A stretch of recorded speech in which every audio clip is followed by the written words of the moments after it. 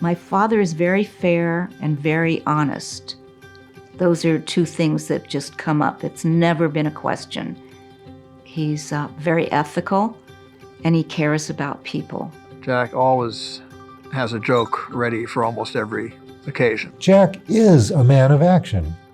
He was born to immigrant parents in upstate New York. His parents were not rich. He lived in a community with other immigrants who were like family friends. His father had great sense of humor. His mother was very serious, but she was very much into helping people. So he had somewhat humble beginnings. I think he understood the meaning of hardship. He was a civil engineer and built airplanes during World War II. And even though then he started building houses, he always felt close to the engineering profession. Jack is most proud of being an engineer. So Jack's dedication to both quality and providing affordable housing, I think, distinguish him from many other builders. His great love of engineering, I think, is part of that. He was also extremely grateful for his own success, and I think he, as I say, felt motivated to share that success with others. He's probably donated to every major charity here in Santa Cruz because this is where he lived and this is where he wanted to make a difference.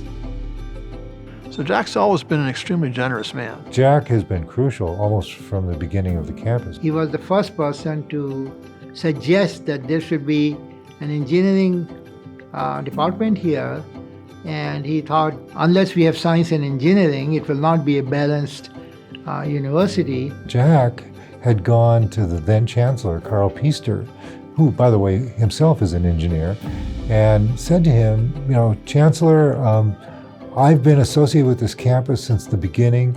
I've been waiting 25 years for a school of engineering. Now is the time to do it, and I'll work with my friends and colleagues to raise money to support the school if you'll just open it. And so Piester said yes, and that's what got it going. He himself has been at the cutting edge of technology, industry, and philanthropy, and he wanted to make sure that UCSC becomes a leader in engineering. Jack did pave the way for philanthropy. Jack's support of girls in engineering year after year has made an enormous difference in terms of the number of women who ultimately go into the STEM fields. That's an example of social change that's so important. And the Peggy Downs Baskin Chair, which brings to campus speakers on ethics in a wide range of fields, has been crucial in terms of keeping us grounded on what's so important in today's society. He paved the way in terms of morality and values. The Peggy and Jack Baskin Foundation made a major gift to the Department of Feminist Studies, which enabled us to create an endowed chair. The foundation also helped create the Baskin Scholars Program, which is a program that supports students transferring into the UC Santa Cruz from community colleges. I didn't really think I had a chance for the scholarship. It was my first quarter here. I was struggling a lot. English is my second language, so I was having a hard time in a lot of my classes and stuff, but I was like, you know what, if I can get pushed through this, I'm just gonna send it in and see what my chances are. In my heart, I was like, I had to have won, something's telling me I won. And I think the only reason I kept saying that to myself is because I was contemplating leaving. And I wasn't really finding, oh my goodness, sorry. I wasn't really finding my way here. And I think that just validated everything. I pushed myself this far, and there's something here for me. There's something that I can bring. There's something that I can add of value. Once I graduate here with both my BAs, I plan on taking some time off and working for nonprofits and at domestic violence help places and intake shelters.